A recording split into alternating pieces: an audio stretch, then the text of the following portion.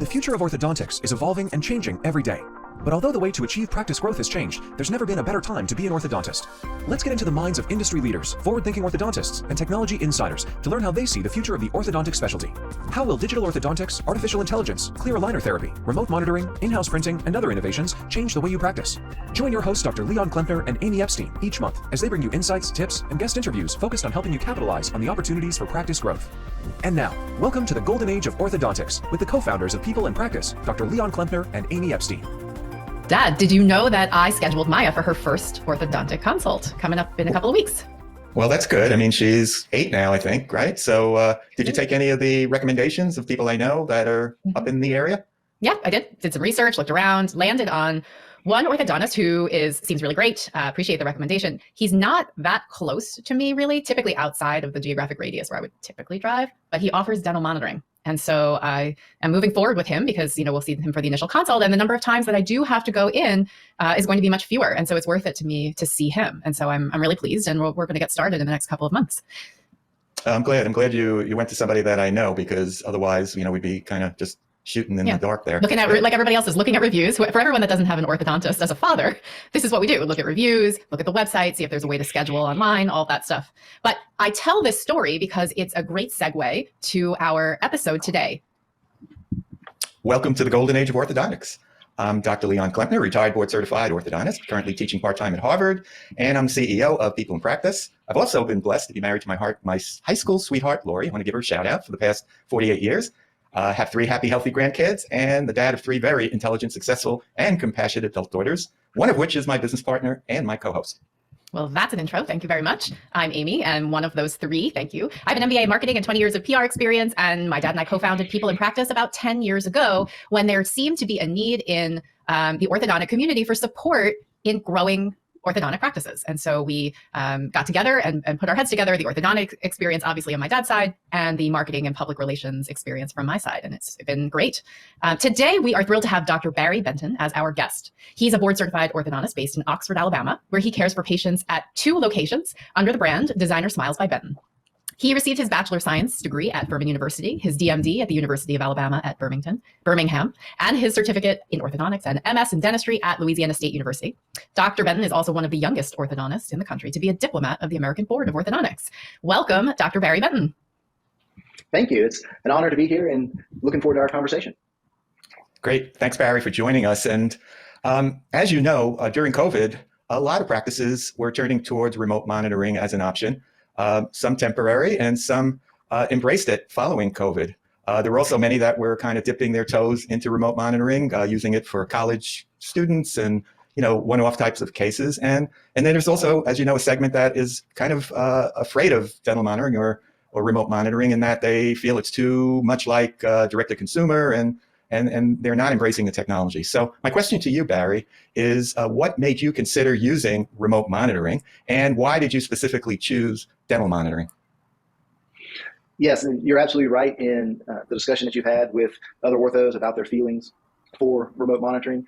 For me, it came down to what was going on in the world, and it was chaotic.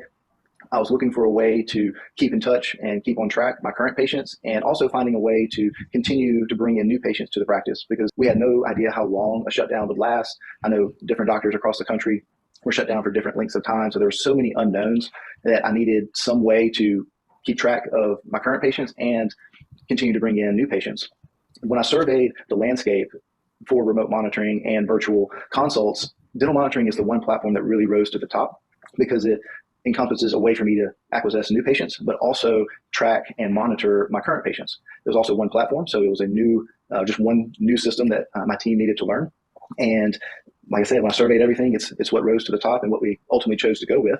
Although I did learn a very valuable lesson during that time, because I made that decision pretty much in the dark, without the input from my staff. And when we came back from the shutdown, I was all excited, and I launched this brand new, amazing monitoring service, and it was just deer in headlights from their end. They were not only scared and traumatized from coming through shutdown, they didn't know what the world was going to look like, and then all of a sudden I'm changing everything that they thought was constant at their workplace. So it was a very valuable lesson for me during that time as we tried to roll out dental monitoring, to gather input from my team and really take in to account their feelings and what their opinions are on new systems for the office. Yeah, that's a really important point you make. I think with any technology implementation, any change is making sure to involve the team. That just ensures that everything rolls out smoothly. And when we talk to practices, sometimes part of the challenge is the reluctance to make workflow changes right now. The economic climate, the difficulty with staffing. These are all reasons why I think doctors are hesitant to rock the boat internally. So you mentioned that one learning was involving them in the process of it incorporating new technology, but what was your onboarding process like once you had them on board and everything, and signed up as as excited as you were to implement dental monitoring? Sure. So at first, dental monitoring was not able to do a true onboarding because, again, we were under the shutdown restrictions and travel was limited. But once those were lifted and dental monitoring was able to come out and do a proper onboarding, it completely changed the outlook of the staff and how that system was implemented. One big thing that is they involved the entire office, from the scheduling coordinator to the treatment coordinator to the chairside assistants. Everybody had a role to play with dental monitoring.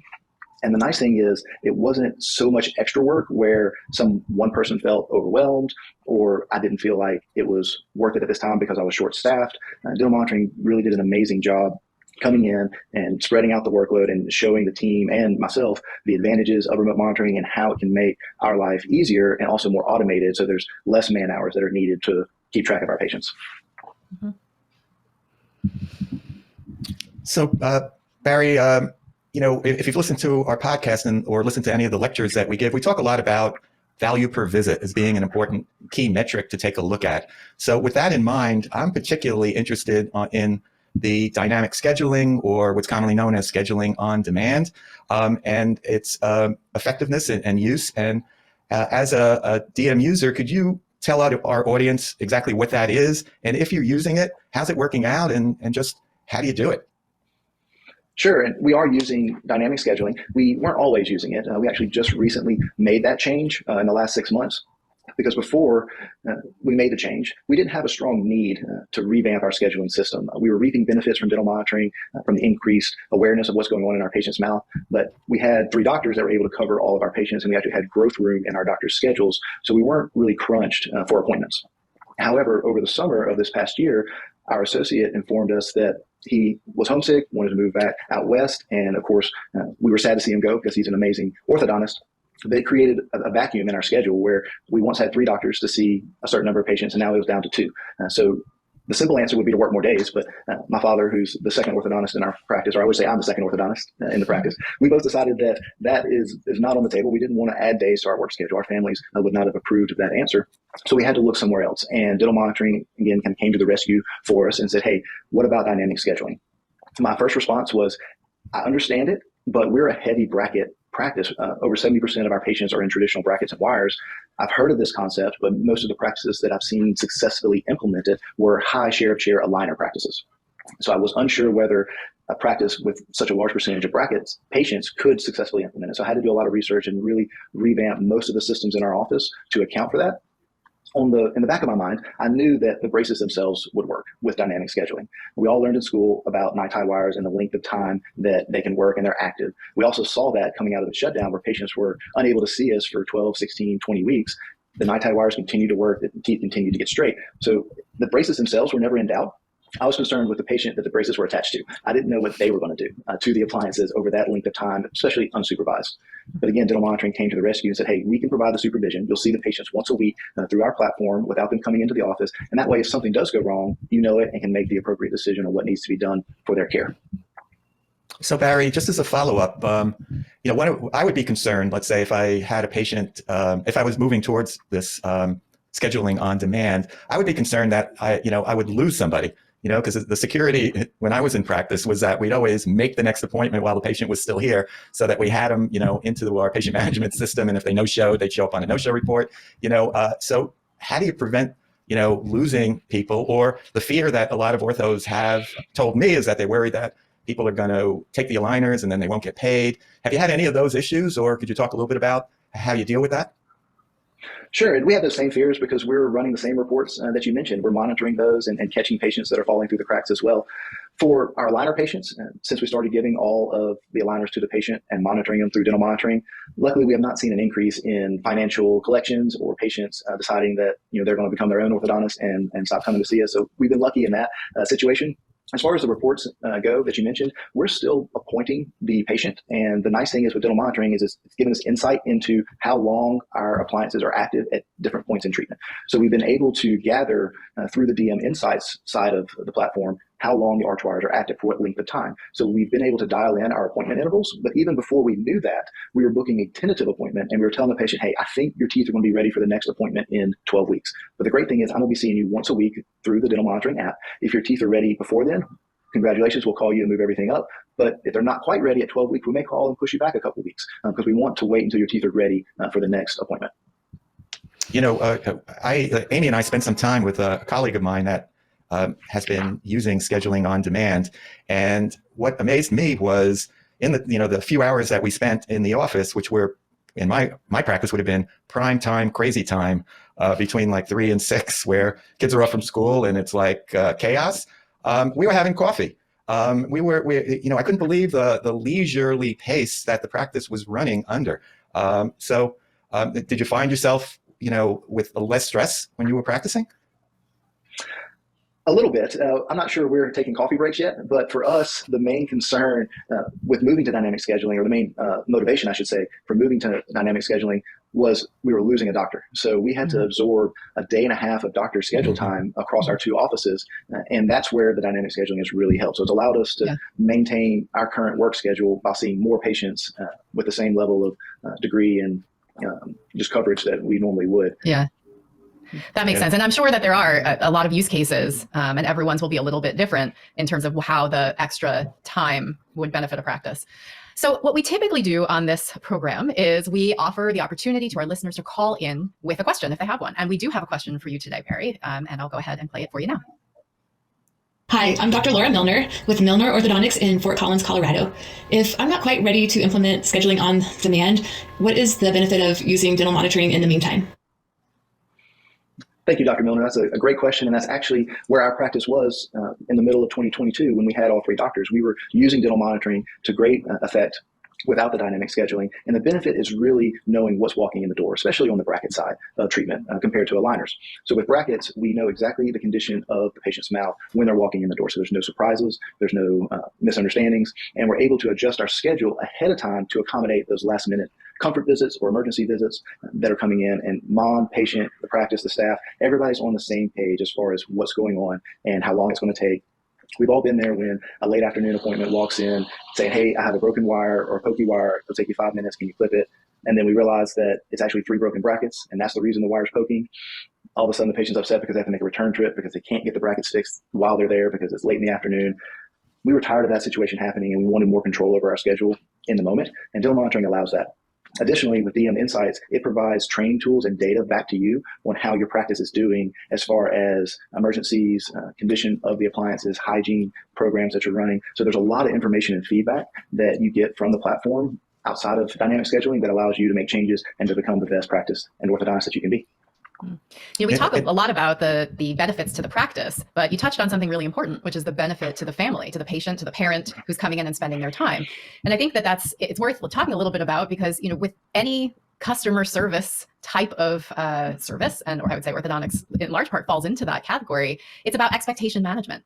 And so, I'm putting myself, we talked at the top of the show about the fact that I have an 8-year-old and we're going to the orthodontist. And so if I put myself in the shoes of the parent who you were just describing in your story, I imagine you would say to me ahead of time, knowing that there were 3 broken brackets in Maya's mouth, hey, look, this is going to be a little bit of a bigger situation than we thought. Here's what's going on. Why don't we move this appointment to this time? In the meantime, do this, and that will solve the short-term problem. You'll only have to come in once. It'll be a little bit longer of an appointment, but we'll fix you right up, or fix her right up. And I feel like that is the top level customer service that you could possibly offer. It's explaining what's going on without even having seen her. It's then saying what's going to happen next and how you're going to solve the problem proactively. It just seems to make a lot of sense for the families as well. And if I could just jump in just for a second, because I do want to kind of bring back the value per visit again and the opportunity for bringing in the limited treatment cases that are out there that are bypassing us right now. And you don't have to use dynamic scheduling. If you have dental monitoring, you could see those easy cases in maybe 1 or 2 visits, and the value per visit would be double or maybe even triple would it be in a full braces case with the number of visits that we see. So just throwing that back in there.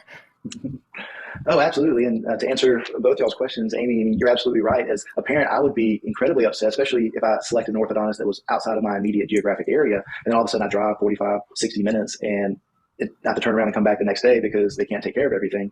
It would be frustrating. So I'm not discounting the parents and the families' feelings in those moments. And that's why our patients and families really love dental monitoring from their side, because they feel like they have even more communication with the office than they did before. They can text us through the app, which is a great additional feature for the practice. And they're getting touch points each week when they're doing their scans. So they have seen from their side an increase in the level of communication coming from our practice, and they love it. As far as the value per visit go, we've seen an increase in the value per visit, and especially with the more limited cases that don't have time to come. You mentioned also, Amy, that you didn't want to make as many trips to the orthodontist, and our families in our area are exactly the same. They're busy. They have cheerleading and football practice and after school commitments. So they don't want to have to come unless they really need to be there in person. So dental monitoring allows us to see those patients on a decreased in-person basis, but an increased supervision basis, because we're touching base with them each week. Makes total sense. And that's helpful language as well to hear in terms of how orthodontists looking to implement DM can explain it to parents in a way that's understandable and really puts the benefit of the technology for them first in the conversation. Because let's be honest, that's what they care about when you're explaining this technology. It's like, how is this going to make life easier for me or my daughter? How is this going to save me time? We have 100 things going on after school every day, more than one child. Everybody knows the drill here. So those sort of benefits should definitely be forefront in the conversation of explaining this technology, because that's a new thing as well. It's not only the team and implementing, how to include that in the workflow for the team, but it's also new for patients. They wouldn't have known about how to use this and what it means for them until you explain. So good point. And that's a carryover. And that's a carryover from the lesson I learned with my team. The patient also has some skin in the game. They have to do the scans. So if they don't understand the why or the benefit for them, we learn that the compliance with doing the scans isn't going to be there. But if we can get them on board for why this is important, why they need to do it, the benefit for them, we see compliance skyrocket with the platform. Yep. So many of our listeners are orthodontists in smaller or mid-sized practices, and they're trying to scale but do it efficiently. So what advice would you offer them about how to leverage dental monitoring to achieve that sort of goal? Of course, and that's the beauty of dental monitoring, is it's so adaptable based on the practice's individual goals. So we're a larger, more established practice in our main location, but our satellite was only a couple years old, or is only a couple years old. And we're in a smaller footprint, startup, and we only have 3 clinic chairs. So I know long-term, I'm not going to be able to maximize my time there.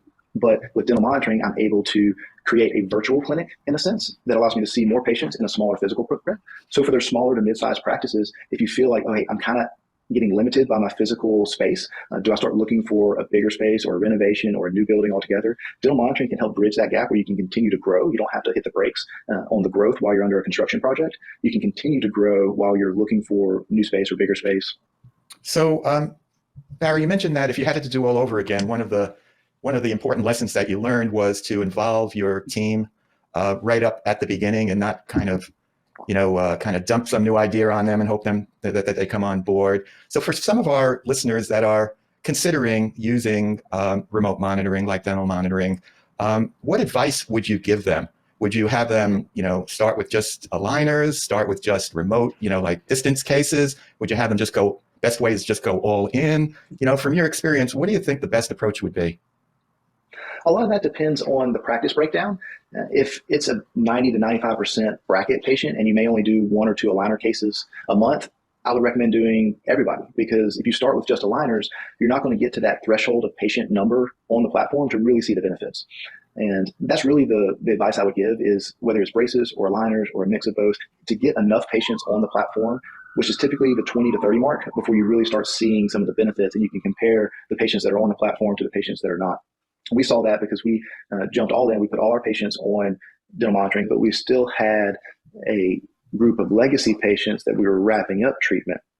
So those patients were never on dental monitoring, and we were able to compare and contrast, okay, this is how the patients on monitoring are tracking and progressing through treatment, whereas these legacy patients are still having some of the traditional hangups that we all know about. And we were able to see the benefit and really solidify in our minds the advantages of using dental monitoring. Great. Listen, thank you so much, Dr. Barry Benton, for joining us today. If our listeners have questions, how might they reach out to you? Sure, I'm always open for conversations and questions. My email is drbarry, DRBARRY, at bracesbybenton.com. You can also find us through our website of the same name, bracesbybenton.com. Fantastic. Thanks for being on the show. We appreciate it. We will have you back. This has been really helpful. Thanks, Wonderful. Barry. It was a pleasure, and I enjoyed it. Thank you. Take care. This episode is powered by Dental Monitoring and ULab Systems. We're pleased to be working more closely with both of these companies as they are leaders in innovative orthodontic technologies, and they provide orthodontists with the tools to offer profitable treatment options to patients and a better patient experience. And you know how much we like talking about that as well. So there are lots of remote monitoring technologies out there right now, and the world keeps getting even bigger. But as you heard from Barry, AI is one of the major differentiators, whether you're offering aligners or brackets and wires, and he's about 70% braces in his practice.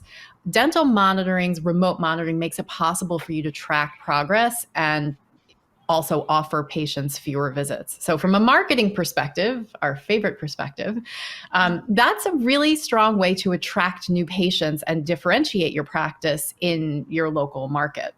And also attract new types of patients that you might not have been able to treat beforehand. So we thank Dr. Barry Benton for his time, and we hope you enjoyed this podcast. You can subscribe or download other episodes on Apple Podcasts, Spotify, SoundCloud, now YouTube, or wherever you get your podcasts. And if you enjoyed it, we'd appreciate you telling a colleague. For more information about People and Practice, which is our company, we offer growth, consultancy, and marketing services to orthodontists. You can sign up for our free marketing newsletter on our website, pplpractice.com. Thank you all for watching and or listening. If you'd like to contact me with any marketing questions, just shoot me an email at leon@pplpractice.com. And remember, for forward-thinking orthos, it's never been a better time to be an orthodontist. We are in the golden age. Take advantage of it. So until next time, bye for now. Thank you for tuning in to the Golden Age of Orthodontics.